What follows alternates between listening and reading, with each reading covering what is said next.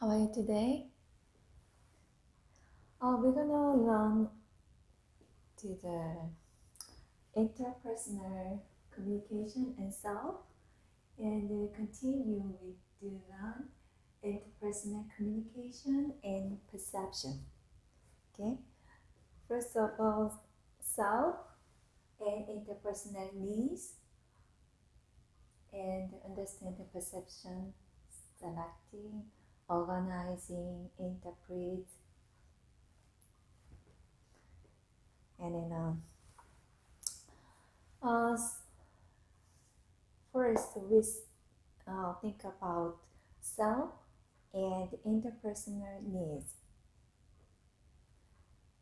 According to social psychologists, Will Short's, our concept of who we are, coupled with our need to interact with others, profoundly influences how we communicate with others. Schwartz identified three primary social needs that affect the degree of communication we have with others. The need for inclusion, need for control, need for affection. Need for inclusion means interpersonal need to be included and to include others in social activity. Not only do you need to be included, you also have a need to include others. Some people have a strong need to make sure no one is left out or that others are invited to social gatherings. Our need to include others and be included in activities may stem in part from our concept of ourselves as either a party person or a loner.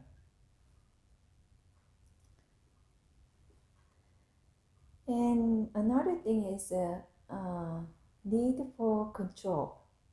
The need for control means interpersonal need for some degree of influence in our relationship, as well as the need to be controlled. So, we also have a need for control.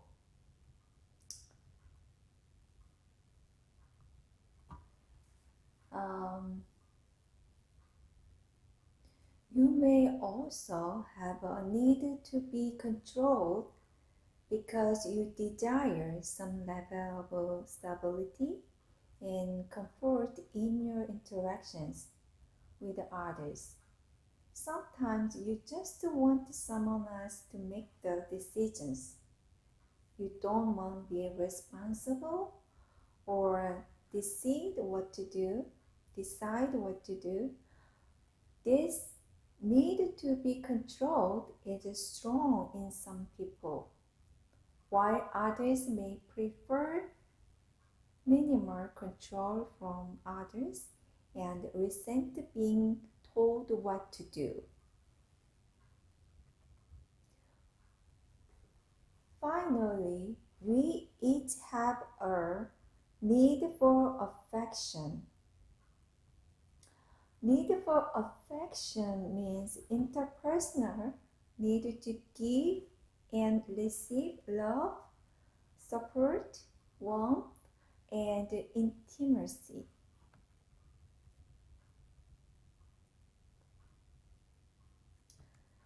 So we need for inclusion and control and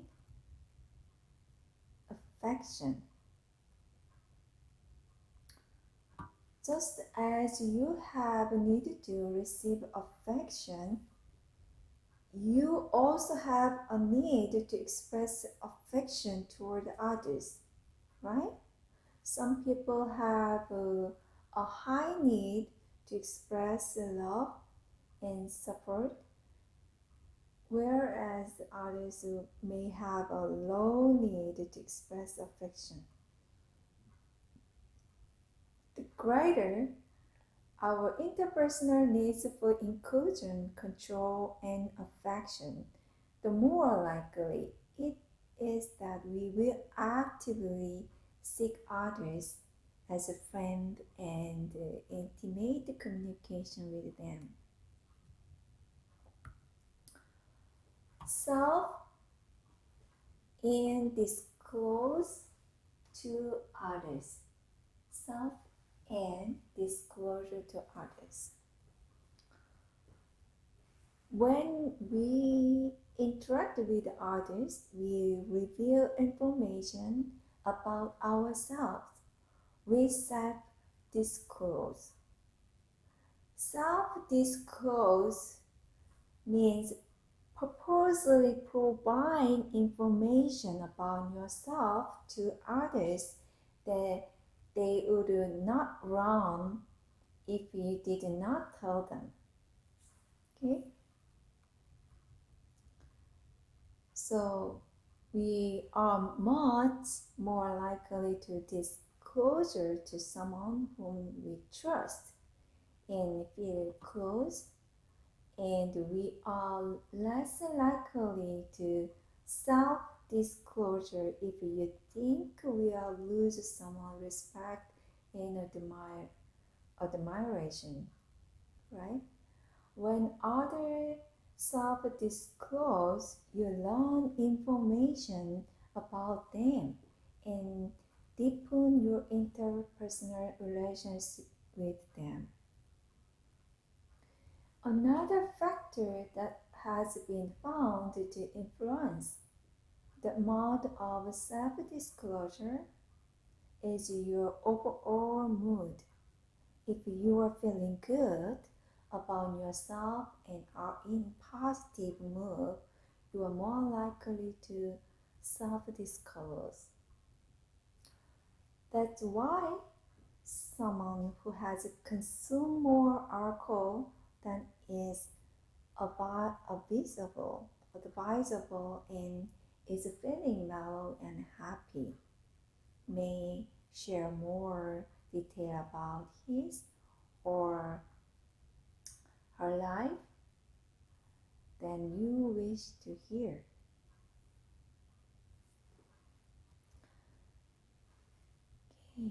Okay.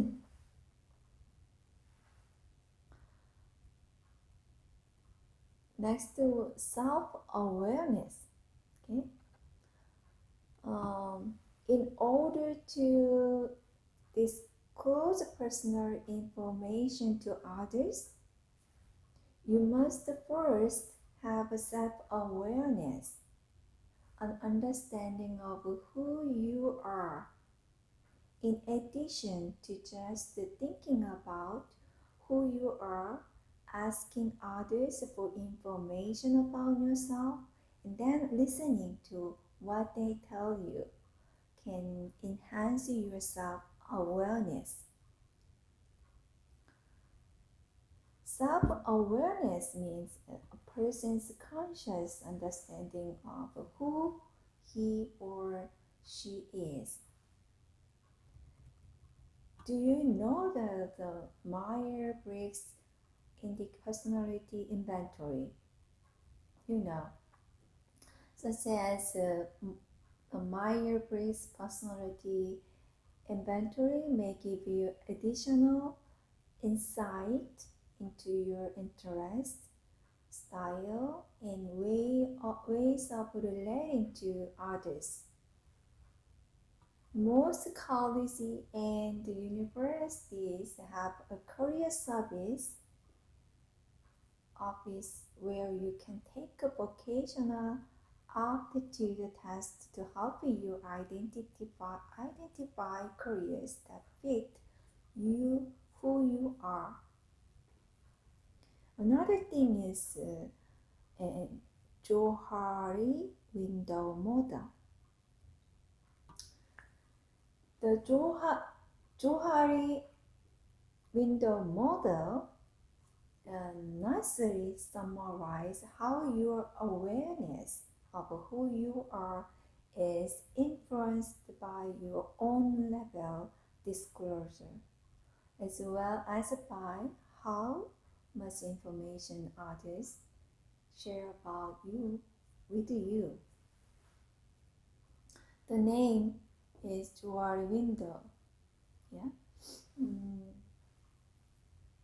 Johari window model is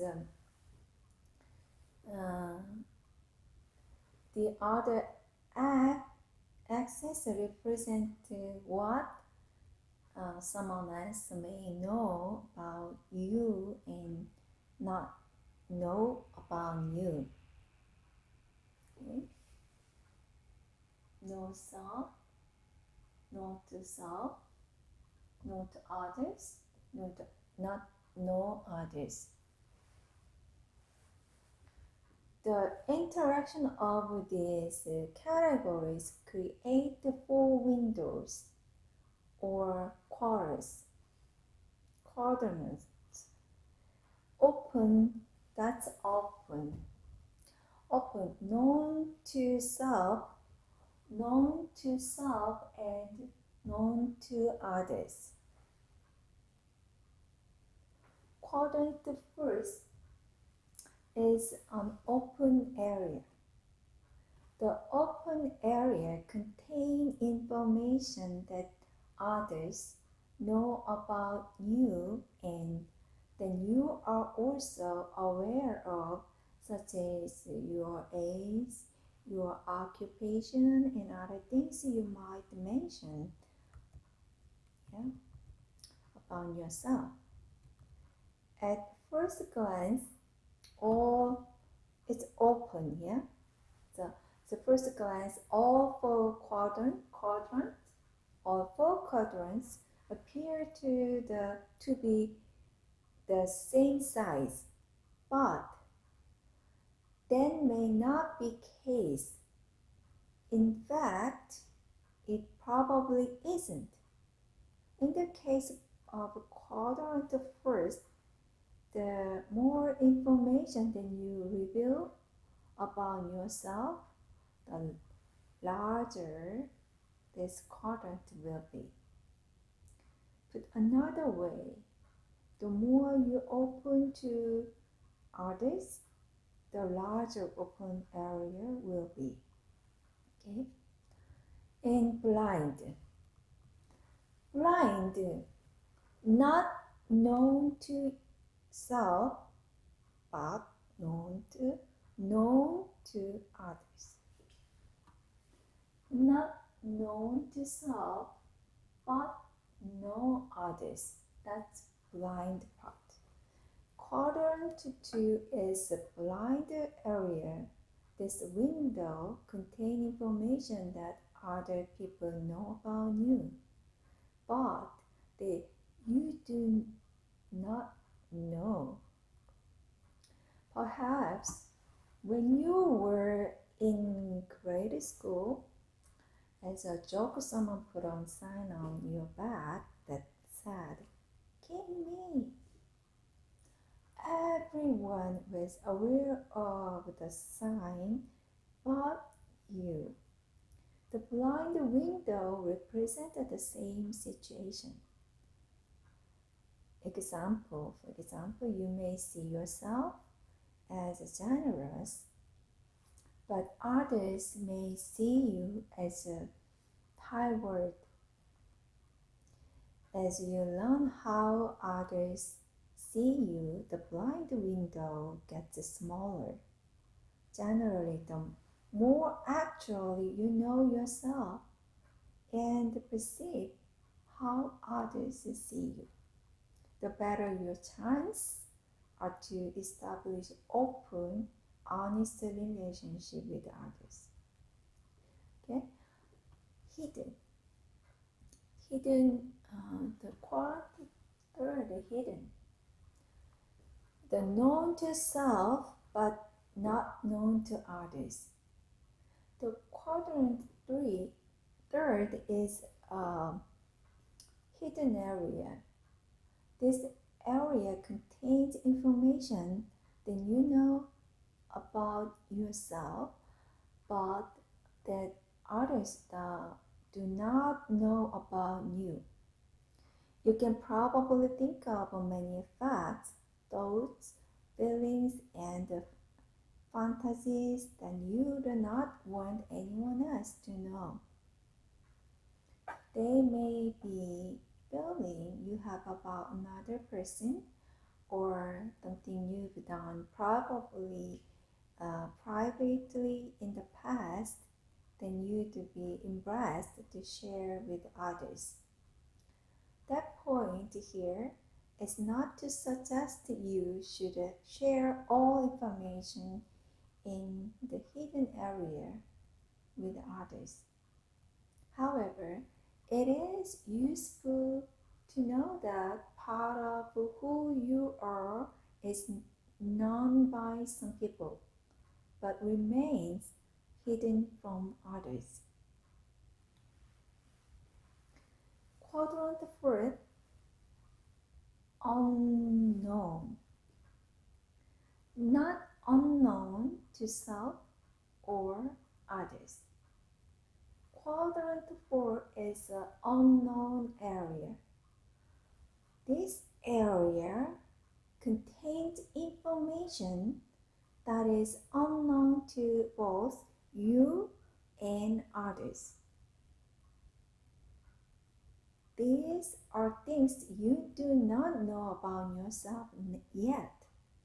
Perhaps you do not know how you will react under certain stressful situation. Maybe you are not sure what stand you will take on the certain issue next year or even next week.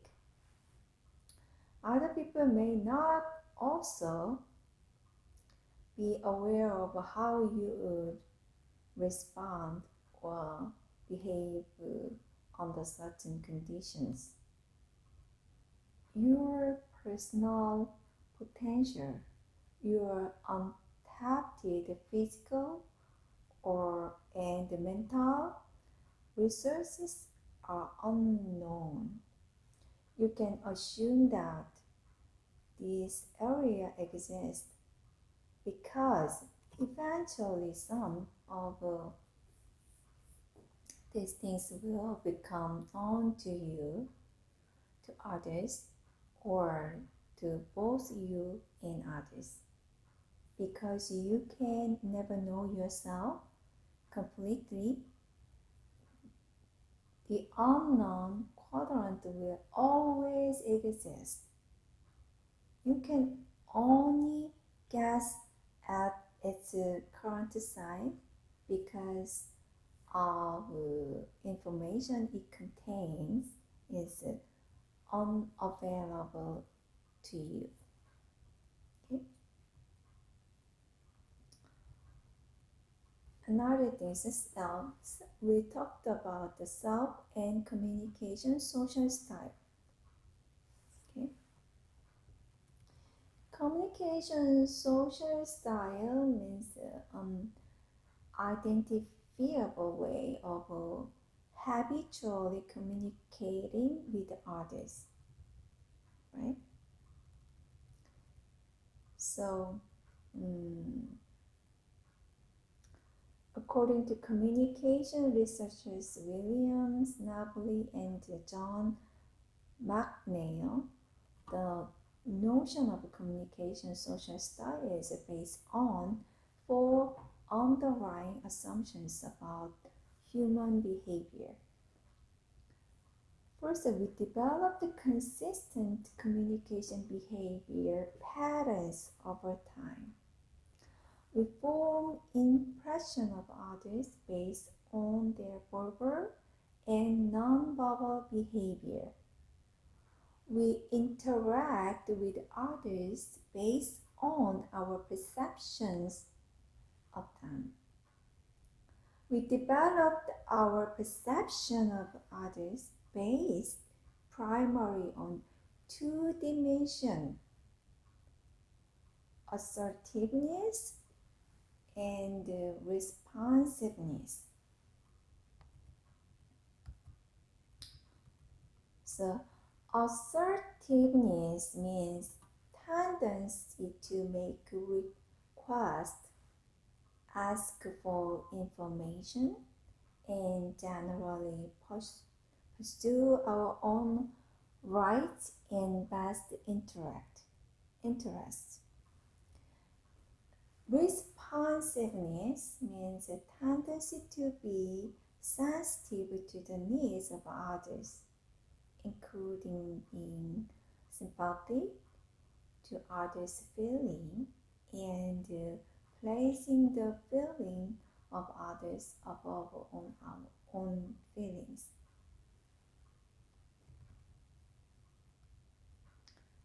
So you can improve your communication skills. So you look for what your communication social style. Okay? You think about you are helpful, independent, forcible, dominant, sincere, willing to take a stand, or friendly, aggressive, competitive, and on and. Okay. Um,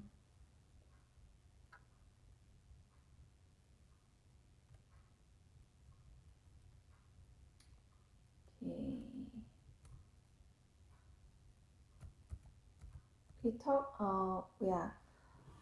We are going to the interpersonal communication and perception. So we're gonna this. Uh, we understanding. We're gonna be understanding interpersonal perception, forming impression of others, interpreting the behavior of others, identifying barrier to accurate interpersonal perception, and improving interpersonal perception skill. Okay, so we are going to learning object, define perception, and explain the three stages of interpersonal perception, and we learn to list and describe the strategy we use to form impression of others, and list and describe the strategy we use to interpret the behavior of others, identify the 8 factors that distort the accuracy of interpersonal perception, and identify and apply 5 suggestions for improving interpersonal perception. Okay.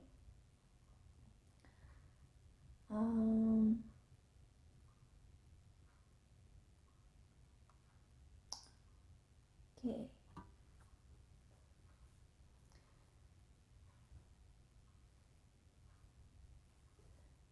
We defined human communication as the process of making sense of the world and sharing that sense with others by creating meaning through the use of verbal and non-verbal methods, right?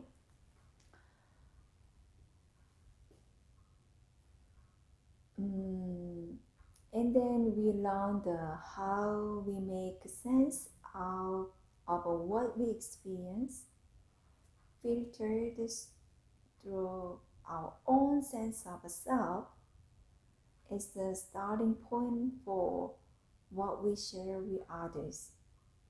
As human beings, we interrupt and attribute meaning to what we observe or experience, and particularly if what we are observing is other people.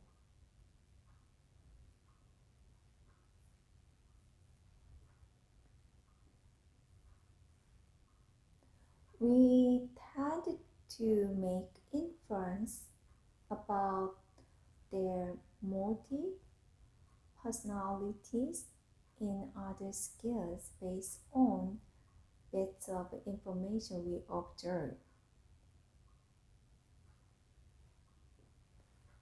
Okay, understanding interpersonal perception. Perception means process of experiencing world and making sense out of what you experience. We perceive others either passively or actively. Passive perception occurs without effort, simply because our senses are operating. We see, hear, smell, taste, and feel things around us without any conscious attempt to do so.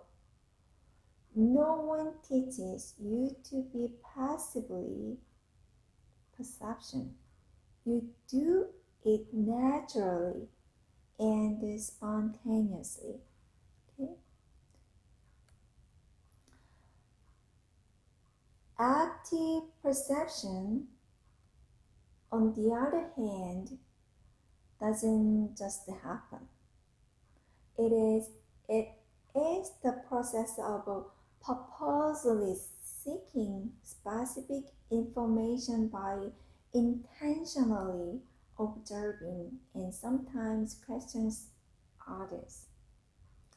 We are engaged in active perception when we make a conscious effort to figure out what we are observing. When people watching, you are involved in active perception. You consciously make assumptions about the personality and the circumstance about those you observe.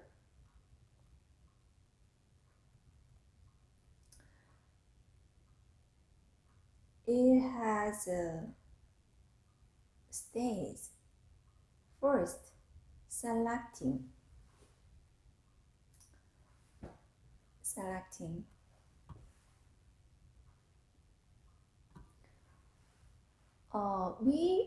You are select as you attempt to make sense out of the world around you.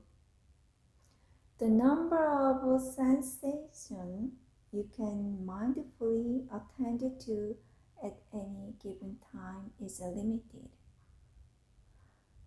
For example, closing your eyes or sitting in the dark as you listen to music allows you to select more auditory sensations because you have eliminated visual cues. We perceive and remember selectively. Why do we select certain sounds, images, and sensations and not others? Four principles frame the process of how we select what we see, hear, and experience. That's a self-perception, selective perception, selective attention, selective exposure, and selective recall. That's the four-principle frame. There are selective perception means process of seeing, hearing, or making sense of a world around us based on such factors as our personality, belief, attitudes, hopes, fears, and culture, as well as what we like and don't like. Selective attention means process of focusing on specific stimuli, locking onto some things in the environment and ignoring others. When you're hungry, for example, and you are looking for place to grab or quick bite of lunch, you will probably be more attentive to fast food advertising and less focused on ads for cars. Okay? We also attend to information that is moving, blinking, flashing, interesting, novel, or noise. Online advertisement designers use many of these strategies to catch our attention. Selective exposure. Selective exposure means tendency to put others in situations that reinforce our attitude, belief, value, or behavior. Selective recall means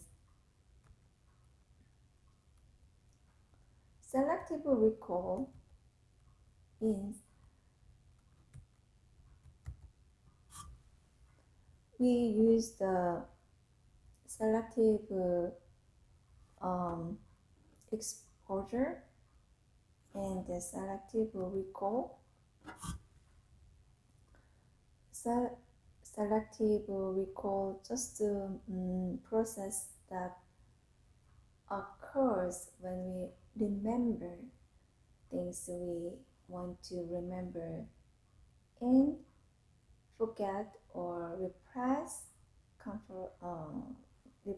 things that are unpleasant, uncomfortable, and or important to us.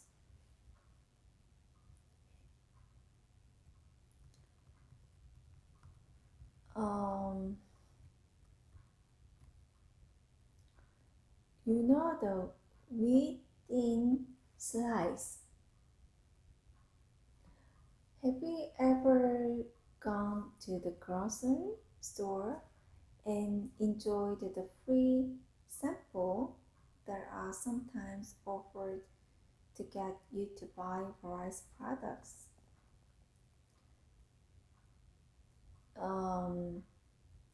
Your grocer hopes that if you like the small sample, you will want to purchase more.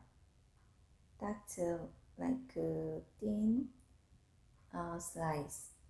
The concept of a thin sliding in the perception process works the same way.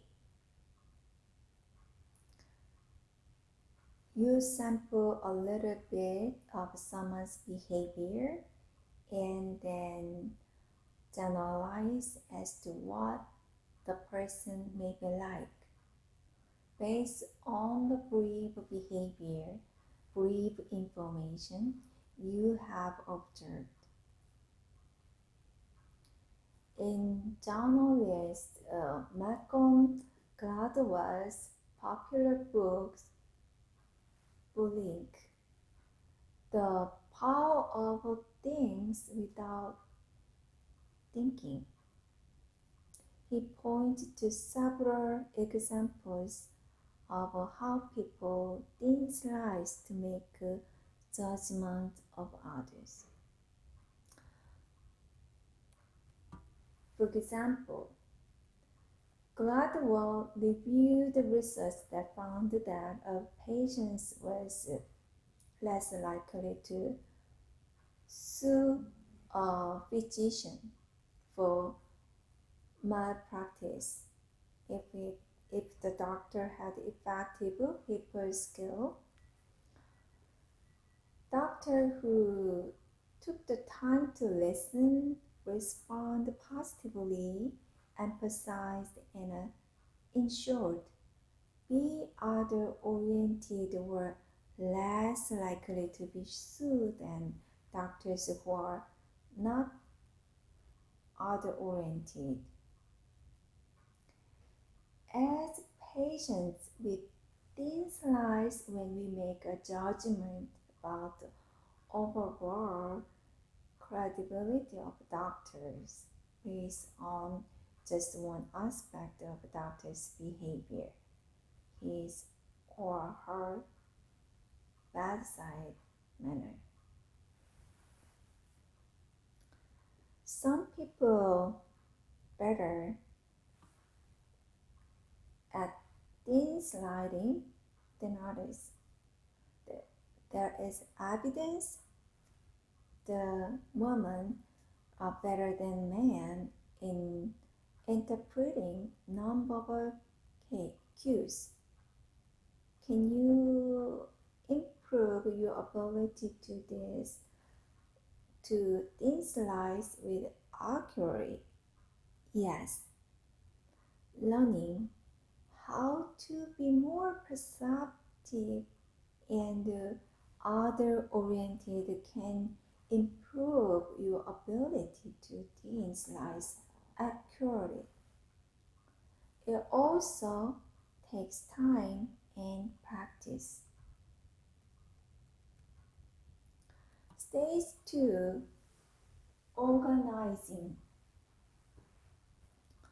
We organize our world by creating categories, linking together the categories we've created, and then seeking closure by filling in any missing gaps in what we perceive. Psychologists call the framework we use to organize and categorize our experience a cognitive schema.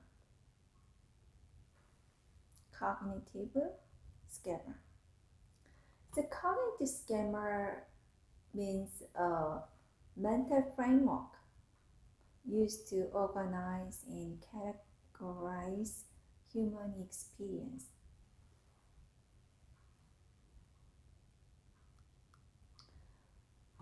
We create, categorize.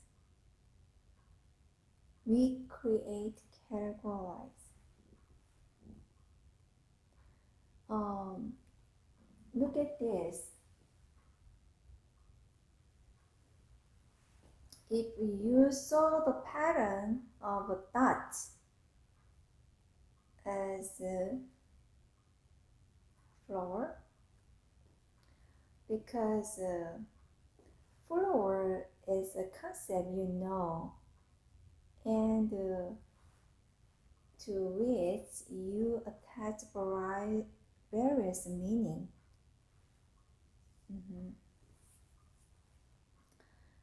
So it will be relevant something, flower. Okay.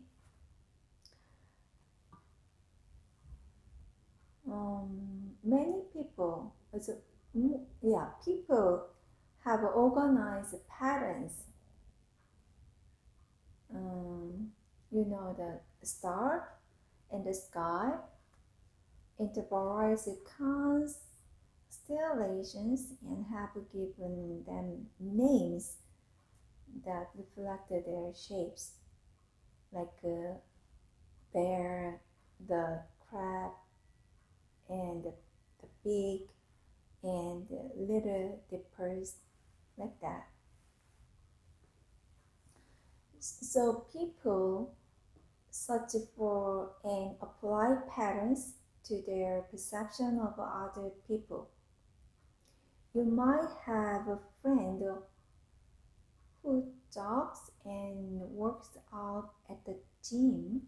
You put this activity together to create a pattern and label the friend as athletic.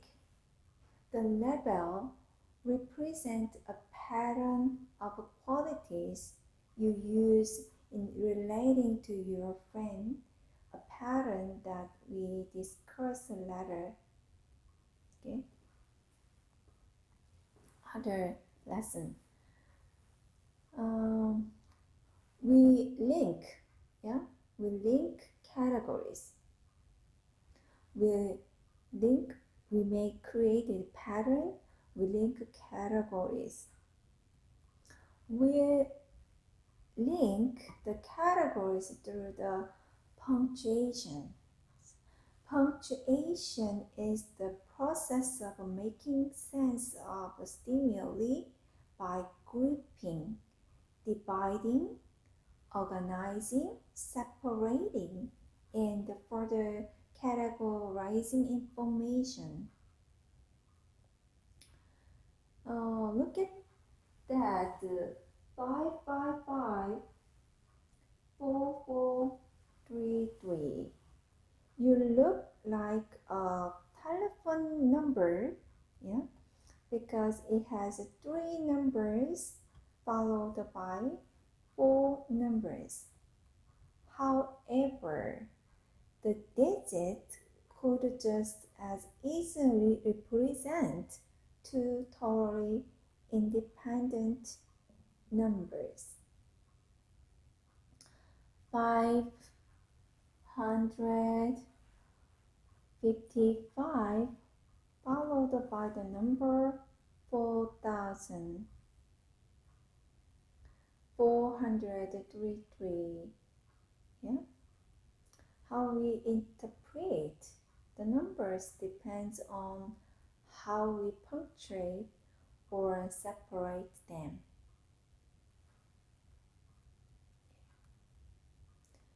One class example of relational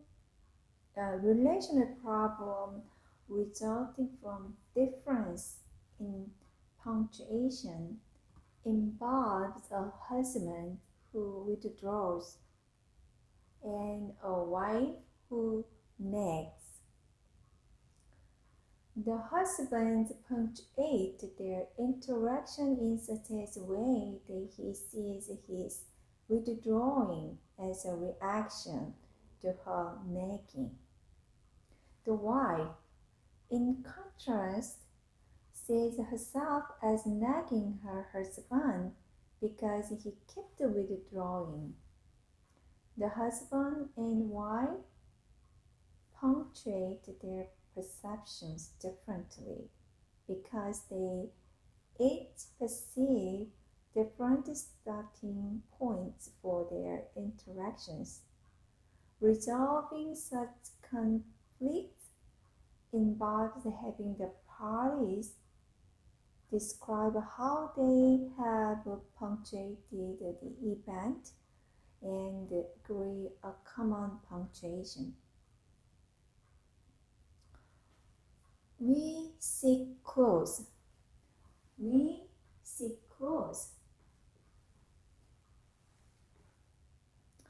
You can understand the people's inclination to label the figure in item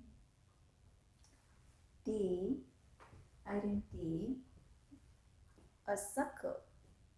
Even though circle are continuous line without gap, right?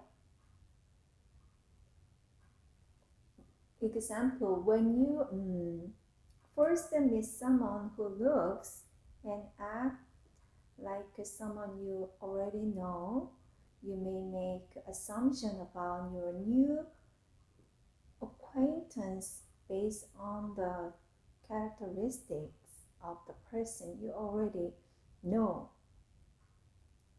Of course, your assumptions may be wrong, but for many of us who are uncomfortable with uncertainty, creating closure is a way of helping us make a better sense out of what is new and unfamiliar.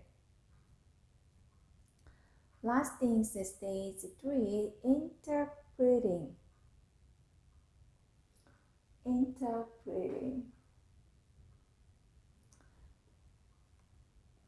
One study found that subjects were more likely to interpret someone's behavior as sexually alluring if they were exposed to words like sex, intercourse, and harm in word puzzle just before meeting the person.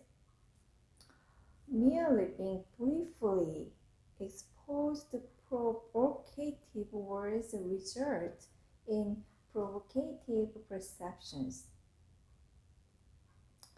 Things we may not be conscious of may influence our interpretation of people. Okay? Forming impression of others.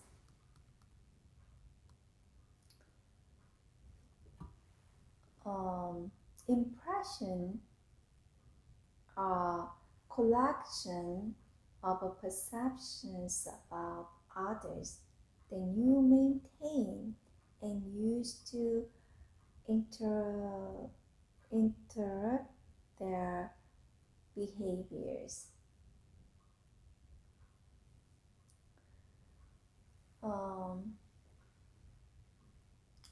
Impression tended to be general. Oh, she seems nice. He was very friendly. Oh, what a nerd. According to impression formation theory, we form this impression based on our perception of physical quality and behavior, what people tell us, and what others tell us about them. Impression formation theory are theory that explains how you develop perceptions about people and how you maintain and use those perceptions to interpret their behaviors. So it's important to understand how we form impression of others. Researchers have found we often give special emphasis to the first things we see or the last things we observed about another person. We also generalize from specific positive or negative perceptions we hold. Okay? So, we developed our own theories about others. Personality theory consists of the personal assumptions you make about other people's personalities. When making assumptions about others, we develop the specific categories called construct for people. Construct means bipolar quality or continuum used to classify people. A construct, according to the psychologist George Kelly, is a bipolar quality. That is a quality with two opposite categories or a continuum. We may pronounce someone good or bad, athletic or non-athletic, warm or cold, funny or humorless, selfish or generous, beautiful or ugly, kind or cruel, and so on. Yeah. But we don't necessarily classify the people in these absolute terms. We usually categorize them in degrees. If we can reduce our uncertainty about other people, then we can predict their reactions and behaviors, adapt our behaviors and strategy, and therefore maximize like a likelihood of fulfilling our own social needs.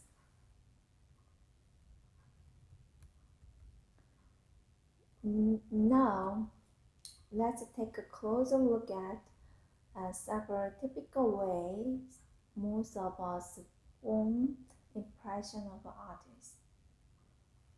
Drawing on social media, emphasizing what we see first or what we observe the last when interacting with others, and generalizing form our perceptions of them as positive or negative.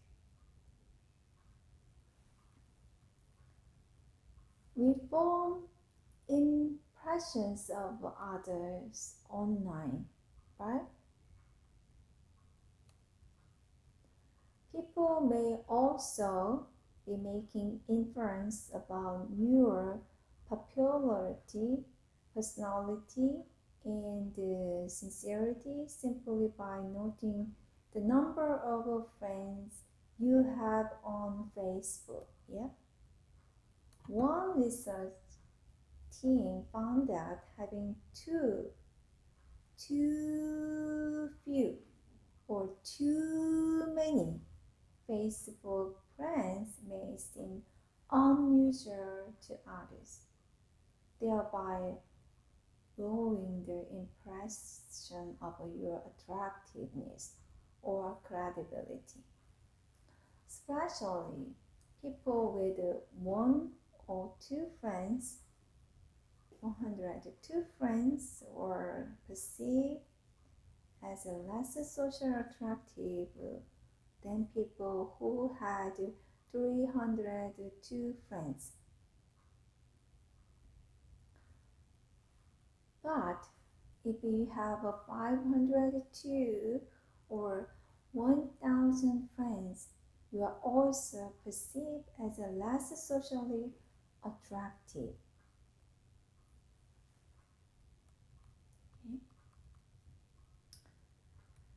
Okay. We emphasize what comes first. That means the primacy effect. We have a primary effect. Primacy effect means tendency to attend to the first pieces of information observed about other person in order to form an impression. So individually were asked to evaluate two people based on the two lists of adjectives. The list for the first person had the following adjective: intelligent, industrious, impulsive, critical, stubborn, and envious. The list for the other person had the same adjective, but in reverse order. Although the content will be identical, response gave the first person or more positive evaluation than the second. Okay. POV, predicted outcome value theory. POV, predicted outcome value theory help to explain the primary effect in our interpersonal relationship. This theory suggests that we make predictions about the future of a relationship based on how we size up people when we first interact with them. According to Michael Frank, who developed the predict outcomes value theory, we will seek information about others to help us manage the uncertainty we experience when we first meet them. Initial positive impressions can help us form more lasting positive impressions of people once we get to know them better. In only negative impression increase the likelihood that we will diminish our contact with that person.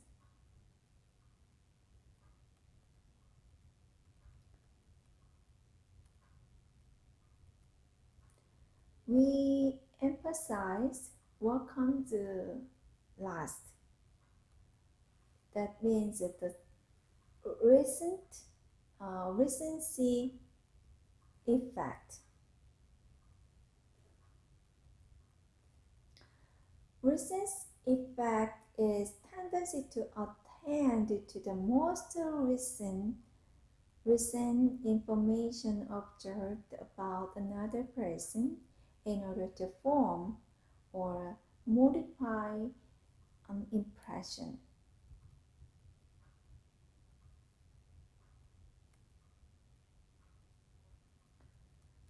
We generalize positive qualities to others. That's a halo effect. Halo effect is attributing a variety of positive qualities to those you like.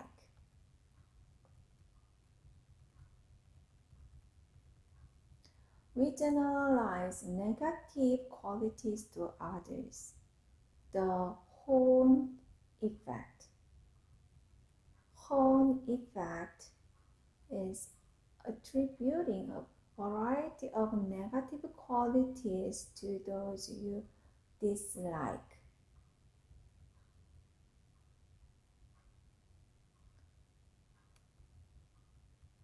Okay.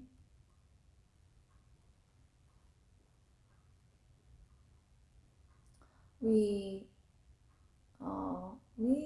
are more likely to remember the negative information that we hear about someone, perhaps because a negative story about someone tends to have more information than a positive story, which leads to greater retention of the negative information. In support of the premise underlying the Horn effect, researchers Dominic Infant and Andrew Ranser observed that some people have a tendency to see the worst in others, which cause them to rush out and be verbally aggressive. There is also evidence that some people interpret any negative feedback they receive as a personal attack, no matter how carefully the feedback is worded. For such people, there is no such thing as constructive criticism.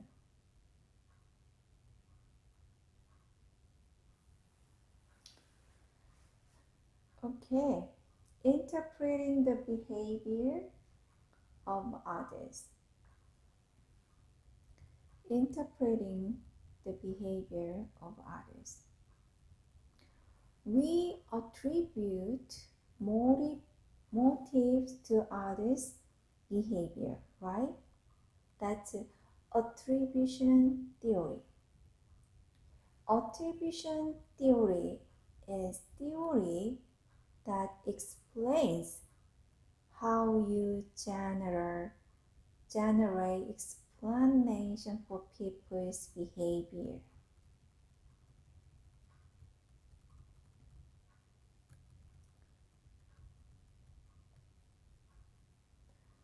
Do you know causal attribution theory?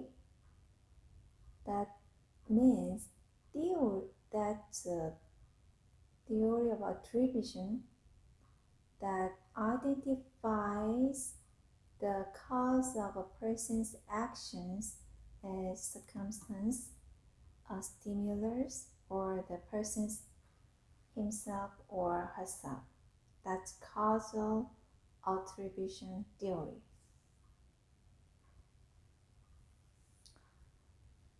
Um,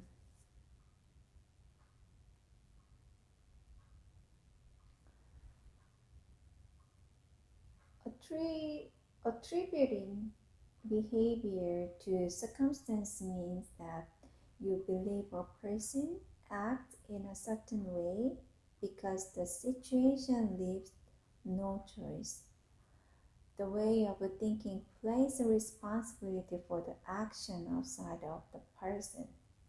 There is interesting research that suggests that during times when you feel lonely and isolated from others, you are more likely to attribute your feeling or loneliness to your specific circumstance rather than any flaw in your personality. We use mm, we use our own point of reference about power. That standpoint theory. Standpoint theory. Standpoint theory is theory that a person's social position, power, or cultural background influence how the person perceives the behavior of others. That's the standpoint theory. Standpoint theory explains why people with different cultural backgrounds have a different perception of others' behavior. Right? In the early 19th century, German philosopher George Hegel noted this simple but powerful explanation of why people receive standpoint was determined in part by one's power and influence. For example, people who have a greater power and more influence in particular cultures may not be aware of other power and influence and how this power affects their perception of others. A person with less power, which is many cultures include women and people of color, maybe actually aware of a power he or she doesn't have. Okay?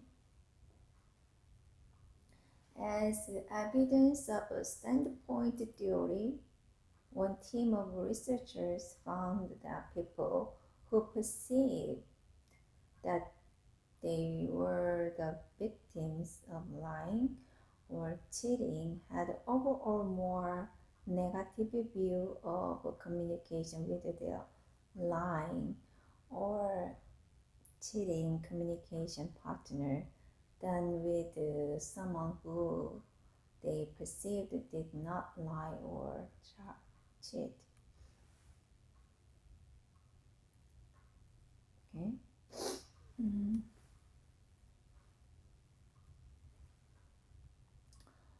We draw on our own cultural background, that is intercultural communication theory.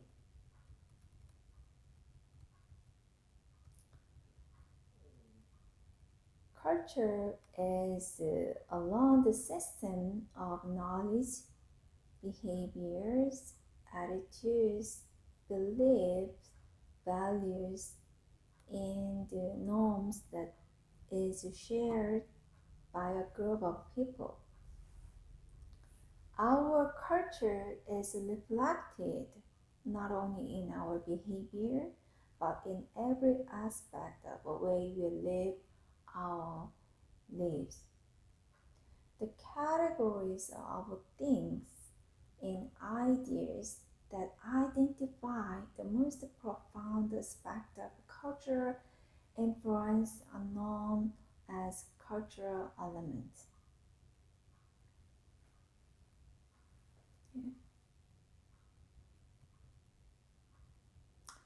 According to one such man, such a team, cultural elements include the following: the material culture, social institutions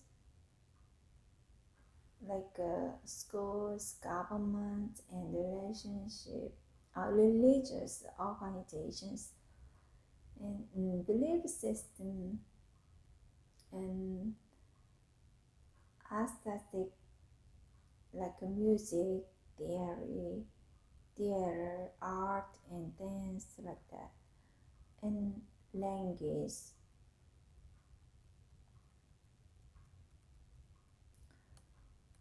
Mm,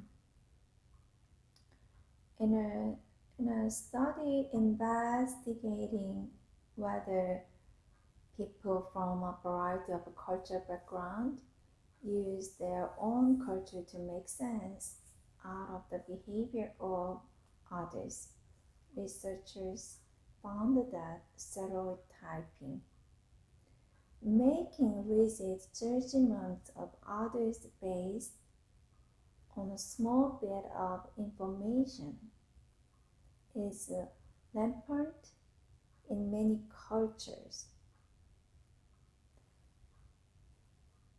In this study,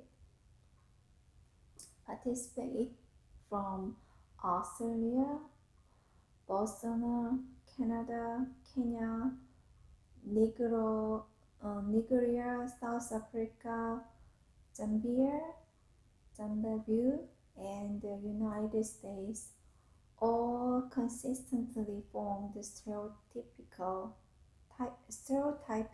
impression of others.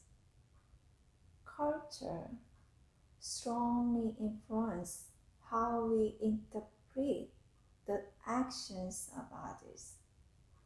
Because culture is such a powerful influence on how we make sense of the world, we discuss the role of culture and cultural difference in more detail in the next lesson. Okay, identifying barriers to accurate interpersonal perception. Yeah. We stereotype. Okay, the stereotype means to place a person or group of persons into an inflexible or economic passing category. So we see what we want to see, hear what we want to hear. We stereotype others. To stereotype someone is to attribute a set of qualities to the person because of his or her membership in some categories. The word stereotype was originally a printing term referring to metal plate that was cast from type set by a printer. So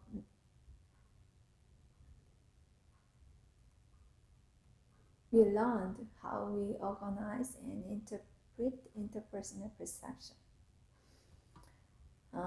So we learned the theory, there's many theory, the impression formation theory, predictive outcome value theory, implicit personal theory, attribution theory, causal attribution theory, standpoint theory, and intercultural communication theory. So you know the means, yeah.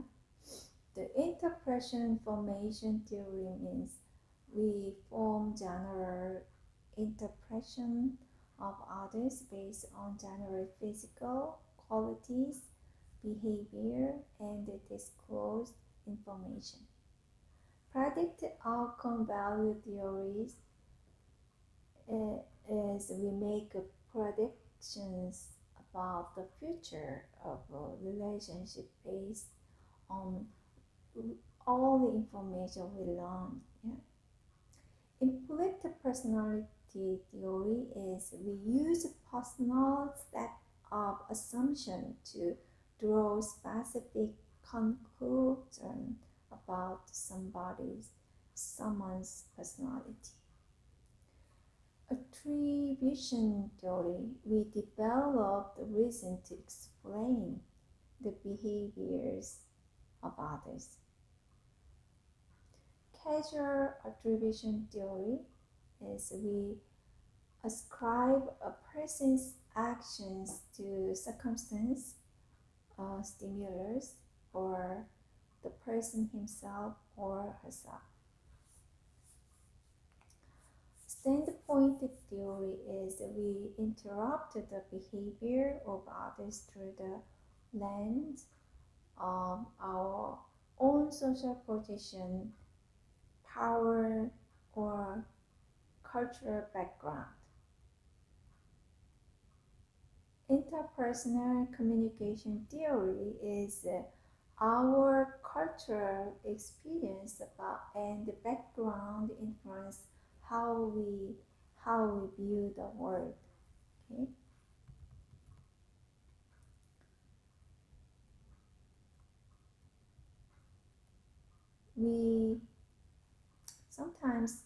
People sometimes don't focus on information, focus on important information because they give too much weight to information that is obviously and superficial.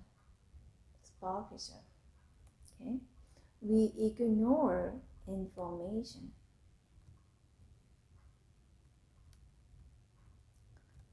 We impose consistency, right? People overestimate the consistency and the constancy of others' behavior, right? And we focus on the negative. People give more weight to negative information than to positive information.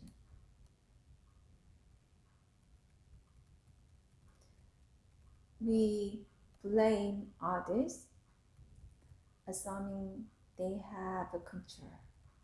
Yeah?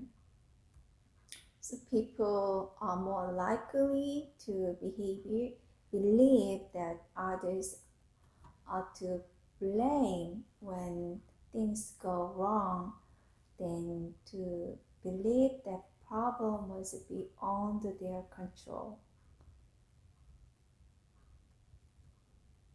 That's a fundamental error. We avoid responsibility. People are more likely to save based by believing that they are not the cause of a problem. People assume that other people or events more than likely the source of problems or events. They may put them in an unfavorable light.